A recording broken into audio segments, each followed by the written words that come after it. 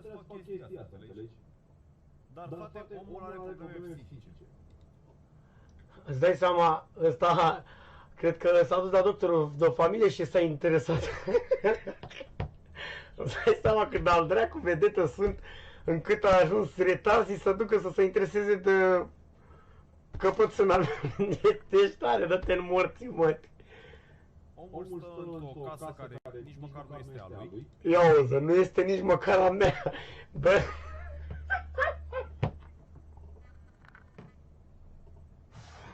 Vai de morții tăi și Hristosul, măi, de prost! Vai de morții tăi, cum ai putut să minți copiii? Bă, băga mea-și pula în morții, măi, cum a putut să mintă ăsta? A mințit copiii de data asta, să-mi bat pula în morții lui, dacă n-a mințit copiii. Este el sigur că nu-i casa mea, îți dai seama? Păi nu degeaba futu-ți morții, mă, te-am fost în Olanda și am muncit pentru casa asta. Păi când tu stai în brațele lui măta și lui Hristosul, mării de prost. Vai de morții lui.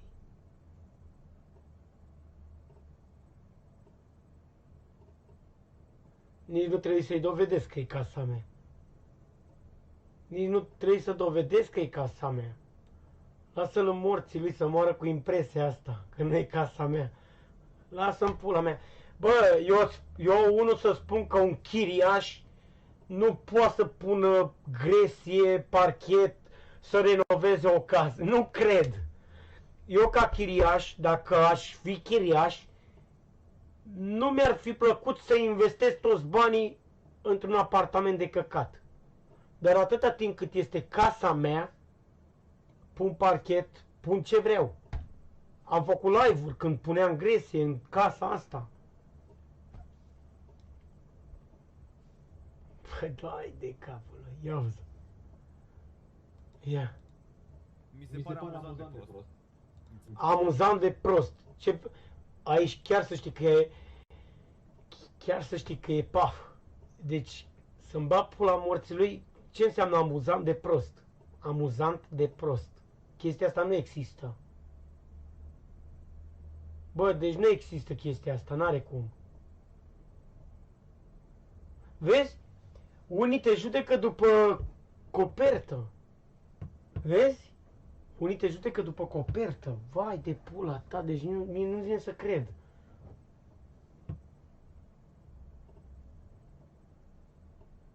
Bă, ce înseamnă? Ce înseamnă?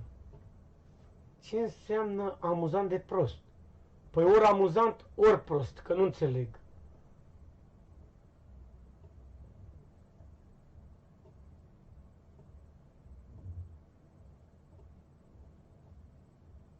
Păi ia ziceți-mi, bă, oleacă, ce înseamnă amuzant sau prost, că nu înțeleg. Amuzant de prost.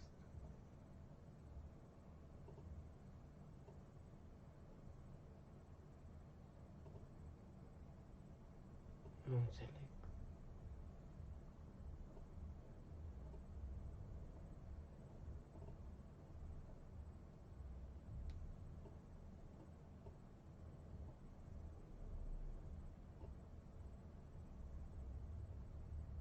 Nu înțeleg.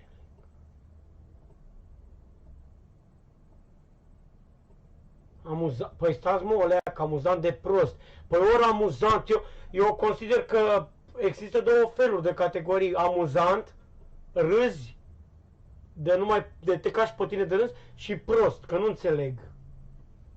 Sunt prost că mă duce capul și tu să te fac să râzi? Asta înseamnă? Că nu știu. Păi asta înseamnă, nu?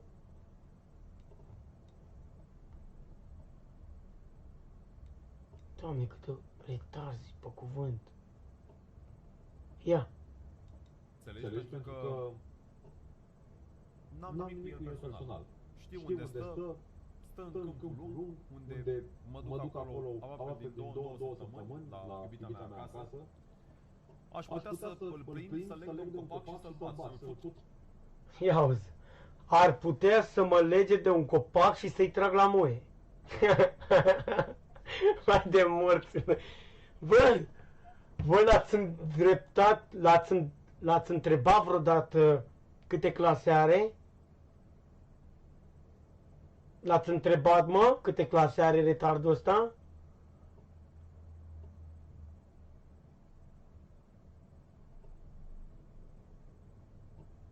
Câte clase are, mă, retardul ăsta?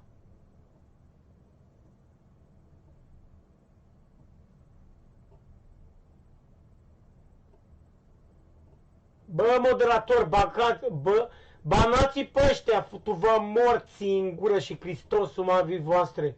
Banați-i pe ăștia cu care susținătorii lui Cono, futu-vă morți în gură de moderator, că vă scot modul. Vă scot modul, băga-v-aș pula morții voștri.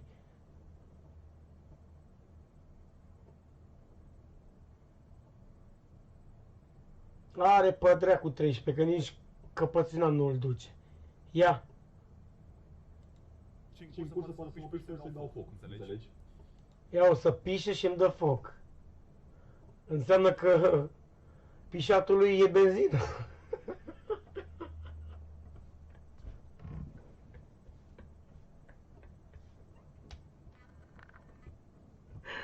Hai de morțiu, mă.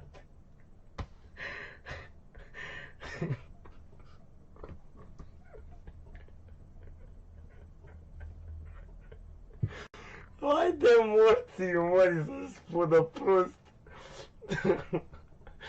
Mai departe. La cât m-a jignit sau la cât așa? Adică... Păi te-am jignit pe bună dreptate, futu-ți morții, mătii, de terminatul pulii.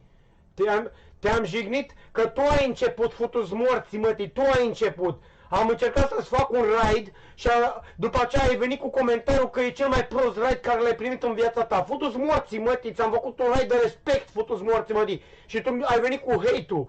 Băga mea și pula morții, mătii, să-ți fudă ratat, să-ți moară măta în cancer, că cam așa e în pizda, mătii, de handicapatul pulii, că numai grădinița se poate uita la un prost handicapat. Că chiar am putea să fac chestia asta, înțelegi? Păi și ce morții, mă, te reține, futu-ți morții, mă, că îți fund mai spray un noi și vai de morții tăi și, bă, dacă nu, toate donațiile care le primești, dacă nu te storc eu de bandă, dracu te-a futu-ți morții, mă, de ratat. Te las să mă bați până ajung în spital și îmi plătești și spitalizare, și judecată, și morții, mă, și Hristos, mă, vai de morții tăi, că mă duce capul, să nu crezi tu că sunt prost. Futu, oi fi eu că nu sunt dus la biserică, dar te storc de bani, futu-ți morții, mă, și o să-ți blestem zilele, futu-ți Hristos, mă, de înapoiatul pulii. Tu-ți morții, mă, de ratat. Dar, frate, omul are probleme psihice. Ia auzi. A ajuns retarzii să se intereseze de fișa mea medicală. Vă dați seama? Vă dați seama? Deci a ajuns retardul ăsta să se intereseze de fișa mea medicală. Wow! Înseamnă că sunt important, mă, nu? Dă o pula mea de treabă. Hai să vedem. Omul stă într-o casă care nici măcar nu este a lui. E sigur? Îți arăt actele? Nu vreau să o fac. Că nu vreau să te simți tu jignit să-ți arăt cu adevărul în față. E mai bine prima dată, futu-ți morții, mătii, să iei legătura cu mine, să comunicăm și după aceea să mai vezi, futu-ți morții, mătii, că tu știi cum ai făcut? Ai judecat o carte după copertă. Și chestia asta îți dă de înțeles că ești un retard, nu te duce capul. Ești înapoiat. Cât la sută mă cunoști tu ca să spui că nu e casa mea? Ești paf, vai de morții tăi. Înțelegi?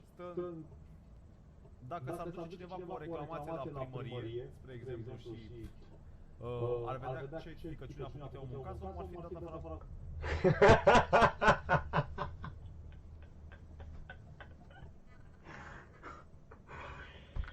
Aoleu, Doamne!